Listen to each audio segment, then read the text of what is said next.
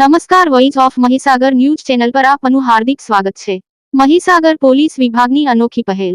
ગાયો તથા આખલાઓ રાત્રિના સમયે વાહન અકસ્માતના બનાવો બનતા અટકાવવા શિંગડા ઉપર રેડિયમ રિફ્લેક્ટર લગાવવામાં આવ્યા। મહીસાગર જિલ્લામાં હાલ ચોમાસાના કારણે રાત્રિના સમય દરમિયાન ગાયો, આખલાઓ તથા અન્ય જાનવરો રોડ ઉપર બેસવાના કારણે રોડ ઉપર બેસેલા પશુઓ વાહન ચાલકોને ન દેખાવાના કારણે મોટા જીવલેણ અકસ્માત બનવાની શક્યતાઓ રહેલી હોય, જેથી વાહન અકસ્માતના બનાવો બનતા અટકાવવા જિલ્લા પોલીસ વિભાગની અનોખી પહેલ કરી છે।